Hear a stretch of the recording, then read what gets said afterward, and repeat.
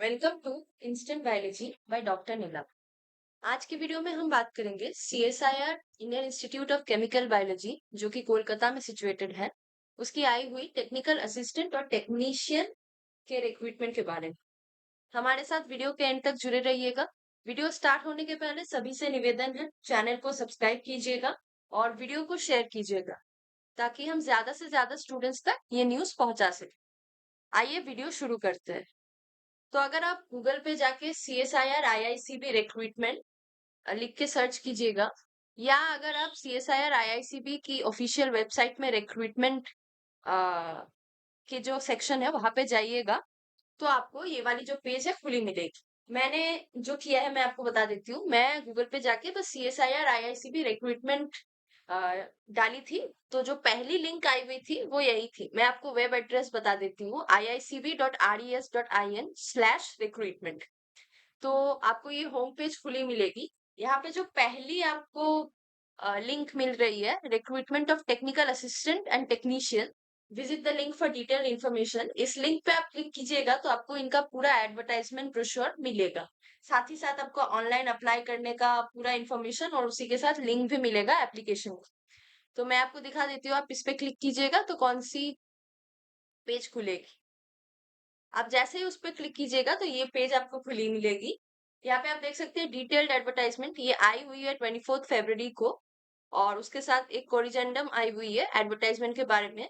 अब कैसे अप्लाई करना है उसके बारे में भी एक लिंक दी हुई है, वो उसमें आपको पूरा डॉक्यूमेंट मिल जाएगा कि एप्लीकेशन कैसे करना है, और साथ ही साथ आपको अप्लाई करने का भी लिंक मिला हुआ है। तो आइए देख लेते हैं कि डिटेल्ड एडवर्टाइजमेंट में क्या क्या मेंशन है। आप इस पे क्लिक कीजिएगा तो आपको पूरा उनका डाउनलोडेड जो ब्रोशर है, सब कुछ एग्जामिनेशन के बारे में और बाकी सारी डिटेल्स उसमें दी हुई है। तो आइए देखते हैं।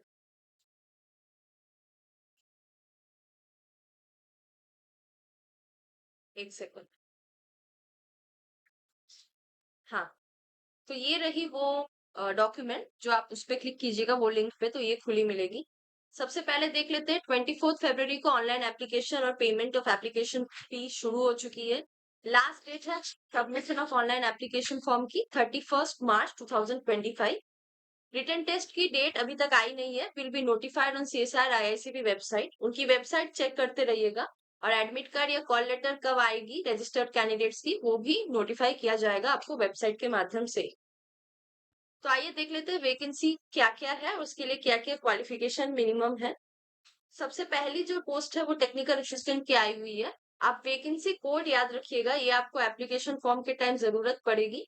सारे पोस्ट के जो वैकेंसी कोड्स आए हुए हैं वो आप याद रखिएगा, और उस वैकेंसी कोड पे ही आपको अप्लाई करना है जिस पे आप इंटरेस्टेड है, क्योंकि सारे टेक्निकल असिस्टेंट ही नाम है, टेक्निकल असिस्टेंट या टेक्नीशियन, लेकिन आप वैकेंसी कोड्स के हिसाब से अलग अलग देख सकते हैं। तो जो पहली आई हुई है, 4 पोस्ट है। जनरल के लिए एक, EWS के लिए एक, SC के लिए एक, ST के लिए एक। एज लिमिट 28 है, और पे लेवल आपकी 6 होगी। ₹35,400 से लेके 1,12,400 तक आपकी सैलरी होने वाली है। एसेंशियल क्वालिफिकेशन की बात की जाए तो BSc और equivalent in chemistry, physics and maths, combination with minimum 60% marks and 1 year experience in operation of at least one of the following sophisticated analytical instruments। इनमें से किसी में भी आपका 1 साल का एक्सपीरियंस रहना मस्ट है। और इसके साथ characterization of chemical compound and इस क्वालिटेटिव और quantitative analysis from recognized institute, यानी ये एक्सपीरियंस रहना जरूरी है। और इसी के साथ आपका BSc इन PCMB, आपका BSc में रहना जरूरी है विथ मिनिमम ऑफ 60%। डिजायरेबल होगी अगर आपके पास MSc है in chemical science with experience of working in a pharmaceutical R&D centre. Job specification और रिक्वायरमेंट आप यहाँ से पढ़ सकते हैं। To be deployed in central instrumentation facility for operation of sophisticated and analytical instruments. दूसरी पोस्ट की बात की जाए तो टेक्निकल असिस्टेंट की पोस्ट ये है ना, इसके लिए 3 ही पोस्ट आए हुए हैं, 3 ही वैकेंसी है। जनरल के लिए एक, SC के लिए है एक, और OBC के लिए एक। EWS या ST के लिए इसके लिए कोई पोस्ट खुली नहीं है। एज लिमिट 28 है। ग्रुप बी है, पे लेवल 6। आपकी सैलरी होने वाली है ₹35,400 से लेकर 1,12,400 तक। सेम ही सैलरी है पहली और दूसरी पोस्ट के लिए। इसके लिए BSc और इक्विवेलेंट अगर आपकी है इन लाइफ साइंस और बायोलॉजिकल साइंस और biotechnology, biochemistry, microbio, biomedical science, as one of the subjects with minimum 60%। इसी के साथ आपका अगर 1 साल का एक्सपीरियंस है फ्रॉम रिकॉग्नाइज्ड इंस्टीट्यूट या organization on genomics proteomics to handle advance laboratory equipments, इनमें से अगर किसी भी इक्विपमेंट्स में आप हैंडल कर चुके हैं, 1 साल का आपका एक्सपीरियंस है, तो आप अप्लाई कर सकते हैं। डिजायरेबल है, आवश्यक नहीं है। अगर आप एमएससी कर किए हैं इन life science, biological science, biotechnology, biochemistry, microbiology, biomedical science, engaged in wet lab of biomedical research in the area of microbiology, parasitology, virology या cancer biology। आपकी जॉब रिक्वायरमेंट है to be deployed in the central instrumentation facility for operation of sophisticated analytical instruments और biochemical analysis, characterization of biological marker compound and its qualitative और quantitative analysis, और to assist the scientist in the research activities. आप detail में पढ़ लीजिएगा apply करने के पहले, क्योंकि बहुत सारी पोस्ट आई हुई है और बहुत सारी चीजें बतानी है, इसलिए मैं कुछ चीजें स्किप कर जा रही हूँ। लेकिन जॉब रिक्वायरमेंट बहुत इंपॉर्टेंट है, आप पढ़ के उसके बाद ही आप अप्लाई कीजिएगा। टेक्निकल असिस्टेंट की जो तीसरी पोस्ट है, उसमें एक ही पोस्ट है जनरल के लिए, एज लिमिट 28 है। इसकी भी सैलरी सेम है, ₹35,400 से लेकर 1,12,400 तक। बीएससी मस्ट है in biological science with minimum 60% marks, और उसके साथ 1 साल का एक्सपीरियंस मस्ट है from a recognized institute or organization in handling flow cytometer and sorter fluorescence activated cell sorter instruments। Desirable है अगर आपका एमएससी है in biological science and experience in handling flow cytometer and sorter and fluorescence activated cell sorter instrument. Job requirement वही है, flow cytometer या sorter, fluorescence activated cell sorter instrument और biological sample, ये सारे आपको आने चाहिए। चौथी पोस्ट है टेक्निकल असिस्टेंट। इसकी नंबर ऑफ पोस्ट 2 है, जनरल के लिए 1 और ईडब्ल्यूएस के लिए 1। एज लिमिट 28 है। इसकी भी सैलरी सेम है, ₹35,400 से लेकर 1,12,400 तक। बीएससी या equivalent in biological science, biotechnology, toxicology या pharmacology with minimum 60% marks compulsory है। इसी के साथ 1 साल का एक्सपीरियंस जरूरी है in handling and maintenance of automated instruments as per NABL, NABA, GLP, CGLP norms और histopathology from recognized institute. Desirable है अगर आपका एटलीस्ट 2 साल का एक्सपीरियंस है in NABL, NABA, GLP certified lab in handling and maintenance of automated instruments और histopathology, जो और perform pharmacokinetic studies using modern analytical instruments like HPLC और एलसीएमएस एमएस। जॉब रिक्वायरमेंट यहाँ से आप पढ़ सकते हैं। मेरे ख्याल से ये 5th पोस्ट है टेक्निकल असिस्टेंट की, एक ही पोस्ट है। ओबीसी पीडब्ल्यूबीडी के लिए है ये। एज लिमिट है 28। ग्रुप बी यानी कि 35,400 से लेके 1,12,400 तक आपकी सैलरी होने वाली है। बीएससी और इक्विवेलेंट अगर आपका है in computer science with minimum 60% और उसके साथ आपका 1 साल का एक्सपीरियंस है इन एरिया ऑफ कंप्यूटर साइंस या कंप्यूटर टेक्नोलॉजी या इंफॉर्मेशन टेक्नोलॉजी, कोई भी रिकग्नाइज्ड इंस्टीट्यूट या ऑर्गेनाइजेशन से, तो आप अप्लाई कर सकते हैं। या फिर अगर आपका डिप्लोमा है in computer science, computer engineering, computer technology, IT, इनमें किसी में भी of at least 3 years full time duration और at least 2 years full time duration in case of lateral admission with minimum 60% and 2 years experience in the area of computer science, computer engineering, तो आप apply कर सकते हैं। डिजायरेबल है अगर आपका 1 साल का एक्सपीरियंस है in administration and maintenance of IT application, installation and configuration management for IT and network devices. Job requirement यहाँ से आप पढ़ सकते हैं। ये 6th पोस्ट है मेरे ख्याल से टेक्निकल असिस्टेंट की। वैकेंसी कोड मैं फिर से एक बार कह देती हूँ, याद रखिएगा। नंबर ऑफ पोस्ट 2 है, एससी के लिए 1 और ओबीसी के लिए 1। एज लिमिट 28 है। पे लेवल ₹35,400 से लेकर 1,12,400 तक। एक कंपलसरी है diploma in mechanical engineering of at least 3 years full time duration और at least 2 years full time duration in case of lateral admission with minimum 60% marks with 2 years experience in relevant trade. Desirable है अगर आपका experience है in handling, operating और maintaining any of the following listed sophisticated instrument, यानी इनमें से कोई भी इंस्ट्रूमेंट में अगर आपका एक्सपीरियंस है तो वो डिजायरेबल है जॉब के लिए। जॉब रिक्वायरमेंट आप यहाँ से पढ़ सकते हैं। ये 7th पोस्ट है टेक्निकल असिस्टेंट की, एक ही पोस्ट है जनरल के लिए। एज लिमिट 28 है। सैलरी वही है, 35,400 से लेकर 1,12,400 तक। अगर आपका डिप्लोमा है in instrumentation engineering of at least 3 years full time duration और at least 2 years full time duration in case of lateral admission in diploma with minimum 60%, इसके साथ अगर आपका 2 साल का एक्सपीरियंस है इन रेलेवेंट ट्रेड, तो आप अप्लाई कर सकते हैं। Experience in handling, operating, maintaining of any of the following listed sophisticated instrument, इनमें से किसी भी इंस्ट्रूमेंट को अगर आप हैंडल कर सकते हैं तो वो डिजायरेबल रहेगी आपके लिए। जॉब रिक्वायरमेंट आप यहाँ से पढ़ सकते हैं।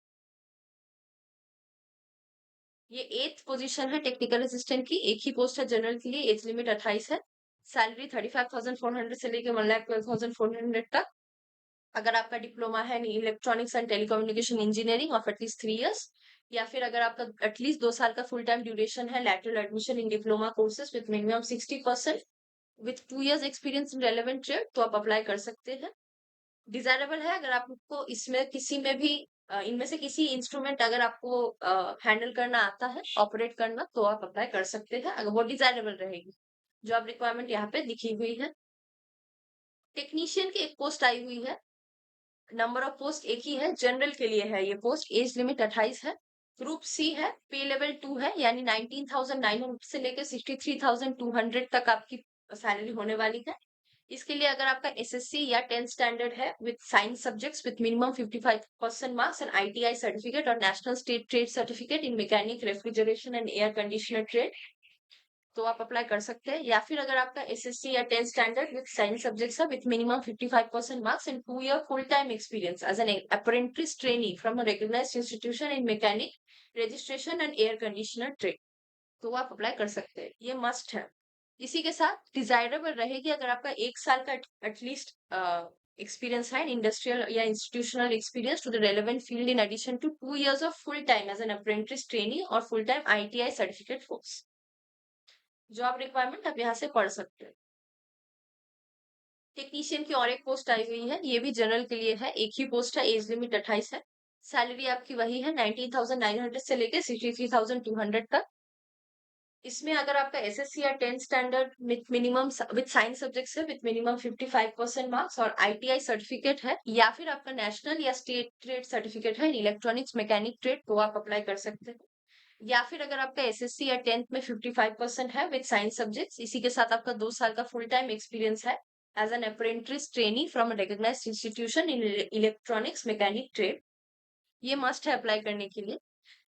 इसके अलावा 1 साल का अगर आपका इंडस्ट्रियल या इंस्टीट्यूशनल एक्सपीरियंस है in relevant field in addition to 2 years of full time as an apprentice trainee और full time ITI certificate course, तो वो डिजायरेबल रहेगी। जॉब रिक्वायरमेंट आप यहाँ पे देख लीजिए।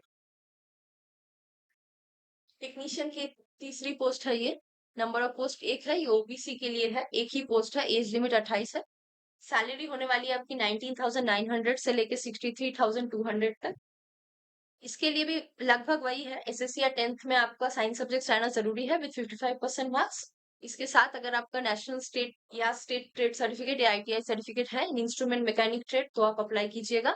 या फिर अगर आपका 2 साल का फुल टाइम एक्सपीरियंस है as an apprentice trainee from recognised institution in instrument mechanic trade, तो आप अप्लाई कर सकते हैं। डिजायरेबल भी वही है, अगर आपका 2 साल का full time as an apprentice trainee आप है कहीं पे, तो आप अप्लाई जरूर कीजिएगा। जॉब रिक्वायरमेंट यहाँ पे आप देख लीजिएगा।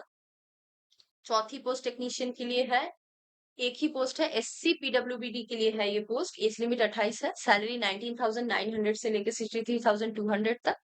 इसकी भी वही है, बस ये इलेक्ट्रिशियन ट्रेड की पोस्ट है और एसएससी या 10th में आपका मिनिमम 55% मार्क्स रहना चाहिए with science subjects. Job requirement आप यहाँ पे देख लीजिएगा। ये मेरे ख्याल से लास्ट पोस्ट है टेक्नीशियन की, दो वैकेंसीज आई हुई है, ईडब्ल्यूएस के लिए एक और एससी के लिए एक, एज लिमिट 28 है, सैलरी है 19,900 से लेकर 63,200 तक। ये केटरिंग एंड हॉस्पिटैलिटी असिस्टेंट की पोस्ट है, यहाँ पे आपका मिनिमम 60 एसएससी या 10th स्टैंडर्ड में 55% रहना चाहिए और उसी के साथ आपका सर्टिफिकेट रहना चाहिए, आईटीआई सर्टिफिकेट या नेशनल और state trade certificate in catering and hospital assistant. या फिर आप अगर 2 साल फुल टाइम एक्सपीरियंस है एज एन अप्रेंटिस ट्रेनी, तो भी आप जरूर अप्लाई कीजिएगा।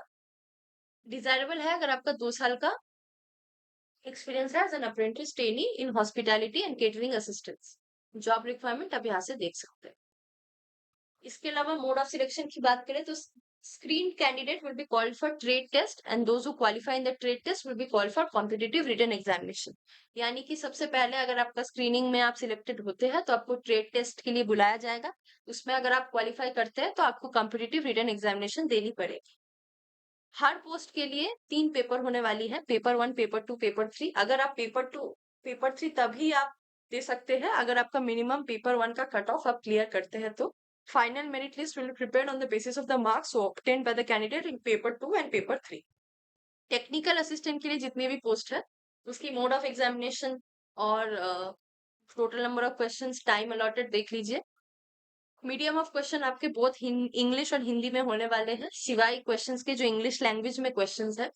स्टैंडर्ड ऑफ एग्जामिनेशन की बात करें तो डिप्लोमा या ग्रेजुएशन लेवल की स्टैंडर्ड होने वाली है। टोटल नंबर ऑफ क्वेश्चंस आपके 200 होने वाले हैं। ये ओएमआर बेस्ड या CBT type MCQ type questions रहेंगे। टोटल टाइम आपकी होगी 3 घंटे की। पेपर 1 है आपकी mental ability test. Number of questions 50 रहेंगे। मैक्सिमम मार्क्स आपके 100 है, यानी 2 मार्क्स मिलेंगे आपको हर एक करेक्ट आंसर की। कोई भी नेगेटिव मार्क्स नहीं है इस पेपर में। मेंटल एबिलिटी टेस्ट में आपका general intelligence, quantitative aptitude, reasoning, problem solving, situational judgement etcetera check किया जाएगा। पेपर 2 के लिए आपको मिलेगा 30 मिनट्स। 2 सब्जेक्ट्स आने वाले हैं, जनरल अवेयरनेस और English language. Number of questions दोनों के लिए 25-25 है। मैक्सिमम मार्क्स है 75 ईच। 3 मार्क्स हर करेक्ट आंसर के लिए आपको मिलने वाले हैं। और नेगेटिव मार्किंग की बात की जाए तो 1 मार्क्स आपकी डिडक्ट हो जाएगी for every wrong answer, both for general awareness and English language. Paper 3 की बात की जाए तो ये 90 मिनट्स टाइम अलॉटेड है।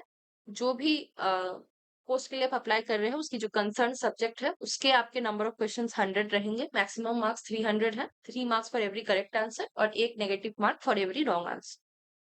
टेक्नीशियन के लिए मोड ऑफ एग्जामिनेशन आपकी ओएमआर बेस्ड रहेगी। मीडियम ऑफ क्वेश्चन आपका बहुत इंग्लिश एंड हिंदी में रहेगा, except the questions on English language. Standard of exam की बात की जाए तो एसएससी प्लस आईटीआई या 12th स्टैंडर्ड की आपकी क्वेश्चन रहेगी।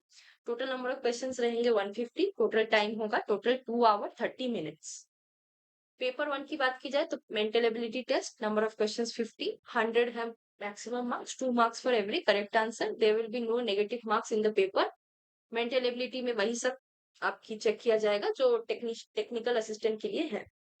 पेपर 2 है आपकी 30 मिनट्स की। General awareness, English language, number of questions 25 each. 75 marks हो गए maximum, both for general awareness and English language. 75 English के और 75 जनरल अवेयरनेस के। 3 marks for every correct answer और 1 negative mark for every wrong answer. Paper 3 है आपकी 1 घंटे की। कंसर्न सब्जेक्ट पे आपका पेपर रहेगा। नंबर ऑफ क्वेश्चंस 50 रहेंगे, मैक्सिमम मार्क्स 150 और यानी कि 3 marks for every correct answer और 1 negative mark for every wrong. Application fee की बात की जाए तो वुमेन, एससी, एसटी, पीडब्ल्यूबीडी और एक्स सर्विसमैन के लिए कोई भी एप्लीकेशन फी नहीं है। बाकी सारे कैटेगरी के लिए 500 रुपीज है application fee. Resolution of time में क्या होना वो यहाँ पे देख सकते हैं कि कौन से ऑर्डर ऑफ प्रेफरेंस में आपको लिया जाएगा अगर टाई होती है किसी कैंडिडेट के साथ। तो बेनिफिट्स की बात की जाए तो post carry usual allowances, that is DA, TA, HRA, ये सारे आपको मिलेंगे as per central government rates as applicable to the employees of council at the place of posting.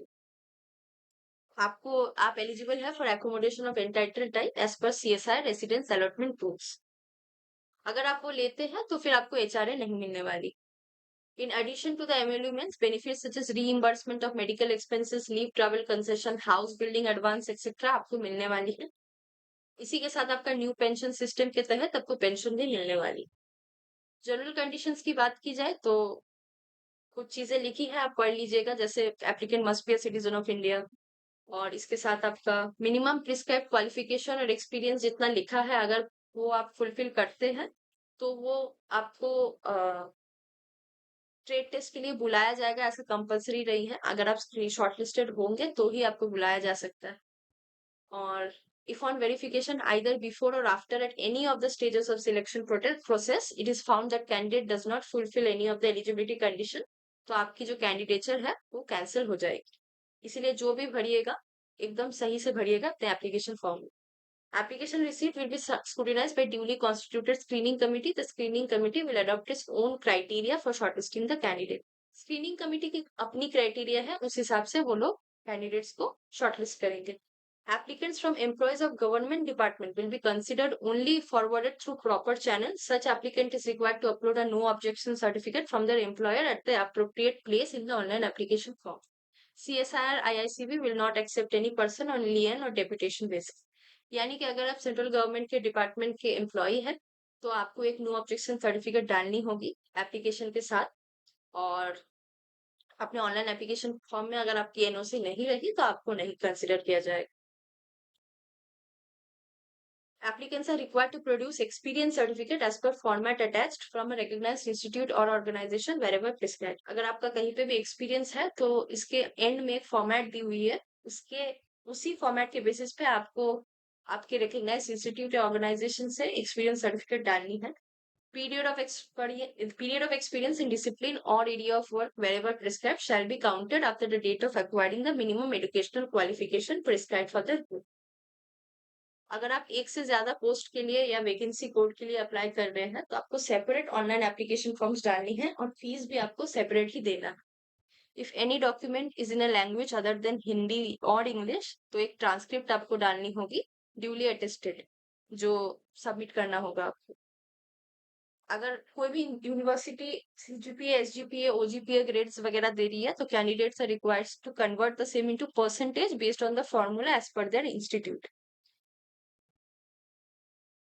Any discrepancy found between information given in application and as evident in original document will make the candidate ineligible for the post. बाकी सारी चीजें वही लिखी हुई है, आप एक बार पढ़ सकते हैं. Selected candidate will be on probation for a period of 1 year from the date of taking over charge of the post. Probationary period may be extended or curtailed at the discretion of the competent authority. यानी कि आप 1 साल probation में रहेंगे.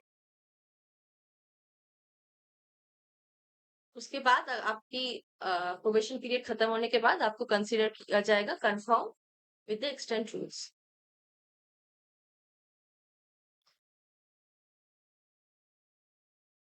Document verification.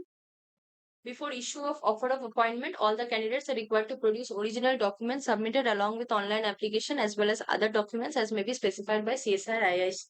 यानी कि आपको सारे डॉक्यूमेंट्स ओरिजिनल ही डालने हैं. उसके बाद आपकी वेरीफाई होगी जब आपको बुलाया जाए. एज रिलैक्सेशन लिखी हुई है एज पर कैटेगरी, देख सकते हैं आप यहाँ पे. Instruction to the candidate downloading of call letter. आपकी कॉल लेटर आप डाउनलोड कर सकते हैं ये दिए हुए वेबसाइट पर फॉर टेस्ट ट्रेड टेस्ट और रिटर्न एग्जामिनेशन.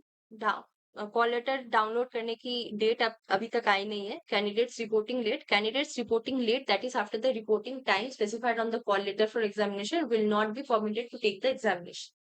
आइडेंटिटी वेरिफिकेशन की बात की जाए तो इनमें से सारे डॉक्यूमेंट्स आपके पास रहने चाहिए. अगर और लिखी है तो वो और ही रखिएगा. जो जो चीजें मेंशन्ड है वो सब लेके जाइएगा आपकी आइडेंटिटी के लिए उस दिन एग्जामिनेशन हॉल में. कॉल लेटर के साथ आपकी ओरिजिनल वैलिड फोटो आईडी रहनी चाहिए जो सेम नेम आपकी बेयर करती है as it appears on the call letter. Passport, PAN card, voters card, Aadhaar card, bank passbook with photograph कोई भी चलेगा. बस रेशन कार्ड या learners driving licence are not valid ID.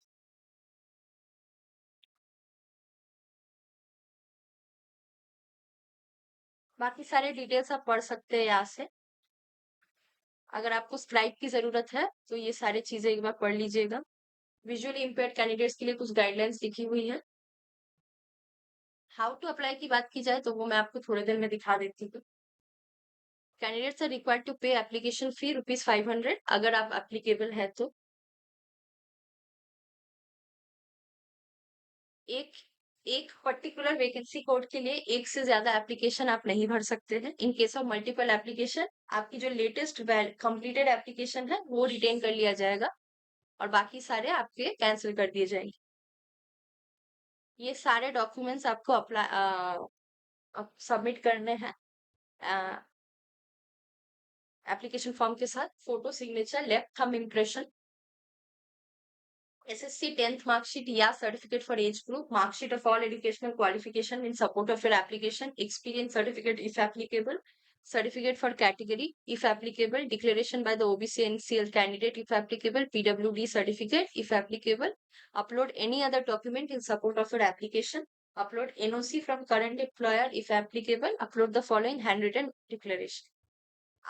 उसके बाद आप अपने name hereby declare that all the information submitted by me in the application form is correct, true and valid. I will present the supporting documents as and when required.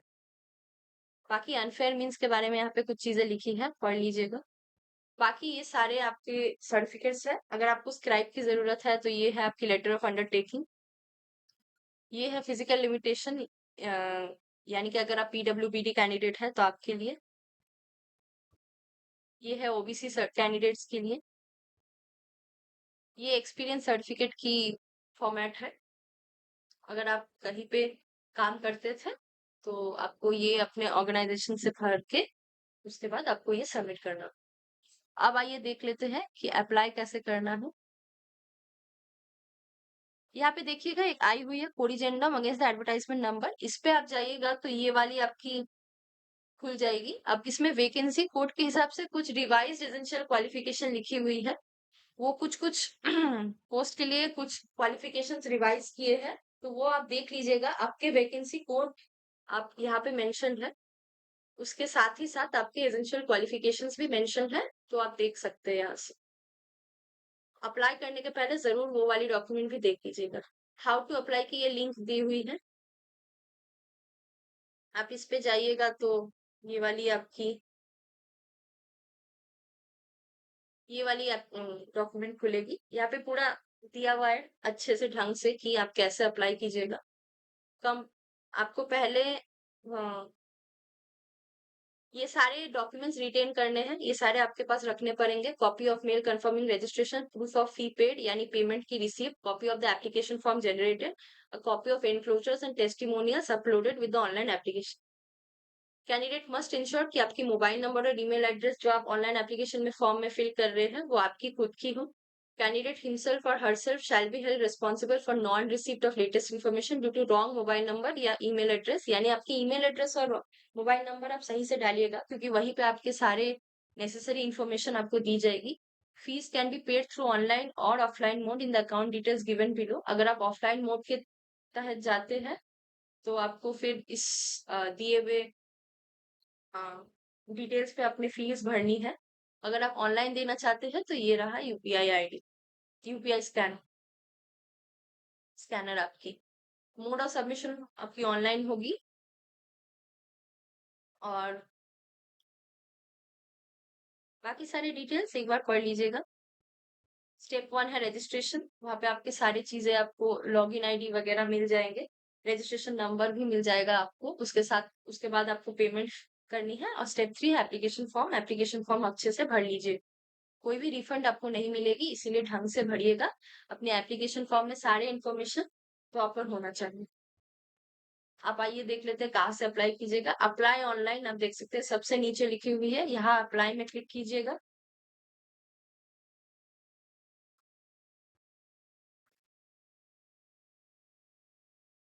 जैसे यहाँ पे click करते हैं तो रजिस्ट्रेशन ऑनलाइन, सबसे पहले यहाँ पे आपको रजिस्टर करना पड़ेगा।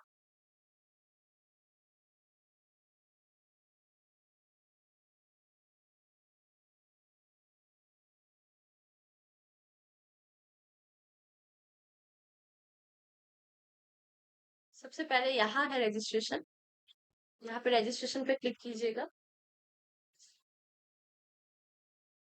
लॉगिन पे क्लिक कीजिएगा सर। लॉगिन पे जाके एक सेकंड में देख लेती हूँ।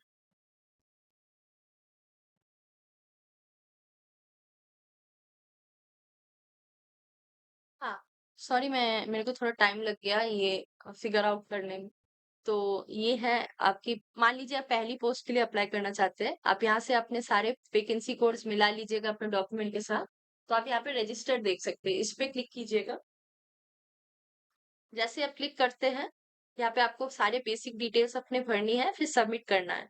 जैसे आप सबमिट करते हैं आपके पास एक रजिस्ट्रेशन आईडी मिल जाएगा, आपको रजिस्ट्रेशन नंबर अपनी ईमेल आईडी पे, उसको डाल के लॉगिन पे जाइएगा। उसके बाद लॉगिन पे आपको रजिस्ट्रेशन नंबर और फिर पासवर्ड डाल के लॉगिन करना है।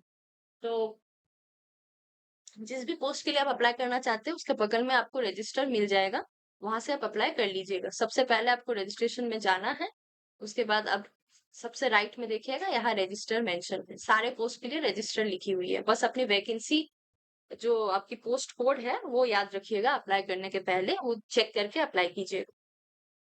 तो इसी के साथ आज की वीडियो यही एंड करते हैं। ये वीडियो थोड़ी लंबी हो गई है, इसलिए माफी चाहूंगा, लेकिन सारे इन्फॉर्मेशन डिटेल में यहाँ पे दी हुई है। आप चाहे तो पॉज करके भी देख सकते हैं। अपने सारे डॉक्यूमेंट्स आप रेडी रखिएगा अप्लाई करने के पहले। ये बहुत अच्छी एक अपॉर्चुनिटी है खास करके उन लोगों के लिए जो वेस्ट बंगाल में है। अगर आप नहीं भी है तो भी आप अप्लाई कर सकते हैं। सीएसआईआर आईआईसीबी एक बहुत ही प्रेस्टिजियस यूनिवर्सिटी है सेंट्रल गवर्नमेंट के तहत, और ये अभी कोलकाता में सिचुएटेड है, जादवपुर में। तो अगर आप एलिजिबल है तो जरूर भरिएगा।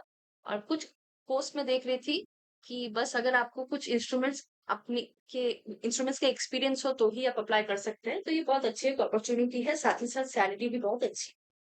अगर आपकी कोई भी क्वेरी हो तो आप हमें कमेंट सेक्शन में जरूर लिख सकते हैं। अगर हमें पता हो तो हम आपको जरूर रिप्लाई करेंगे। Thank you very much. इसी के साथ अगर आपको वीडियो अच्छी लगी हो तो वीडियो को लाइक कीजिएगा, शेयर कीजिएगा और चैनल को सब्सक्राइब कीजिएगा, ताकि हम ज्यादा से ज्यादा ऐसे और वीडियोस बना सकें।